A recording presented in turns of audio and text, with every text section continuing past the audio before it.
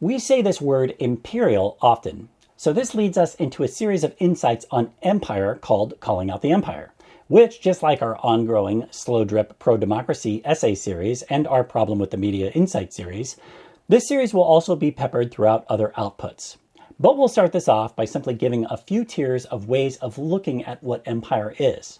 While we could write a book on this subject, and many have been, to simplify, think of empire as the darkness and shadow of the world, while the light is the opposite.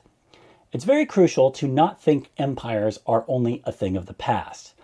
The poster for empire would be the leading edge of a medieval horde of armored soldiers on the battlefield with a giant cross. But if you don't think modern versions of that are still persisting, think again. In binary reality, empire is unfortunately somewhat timeless, and from a mythological standpoint, it exists from fantasy of the long past to science fiction of the far future. In terms of the first layer to define empire, we'll go straight to some popular culture sci-fi references, which do a good job of providing modern myths in regards to the subject. One being Avatar, with the indigenous and deeply connected to Eawa, Na'vi, who have no concept of private property, but instead what agents of empire within the US would surely label as hippie or socialism or sustainability, of sharing everything in a reciprocal cycle of living in balance. Then we have the Sky People, which are our future selves if we keep acting like imperial idiots, whose goal are to commodify the elements of earth, air, fire, and water, being 100% profit-based with zero care for nature.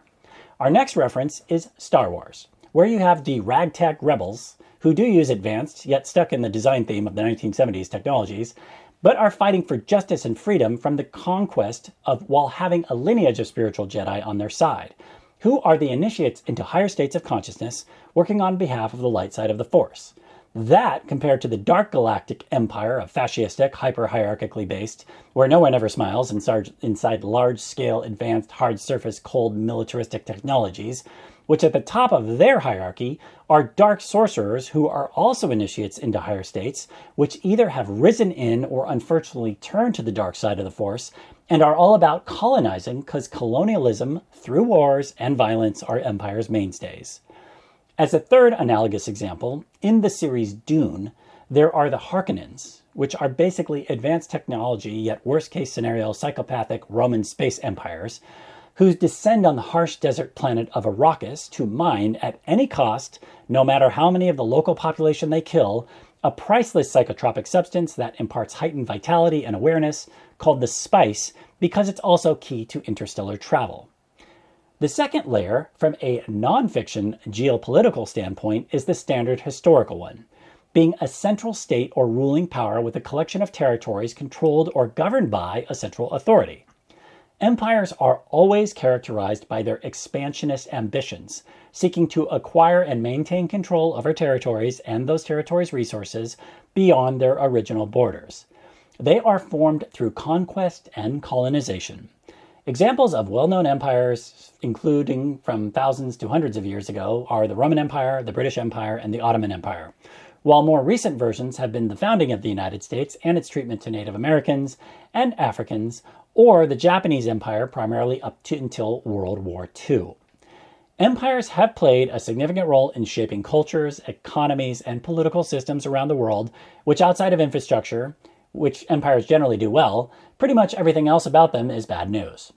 The United States is a great country, but if we are to be honest, we must also admit it's a militarized empire built on sociopathic, settler colonialism and genocide on the backs of slaves, and it still has a long way to go for making up for that.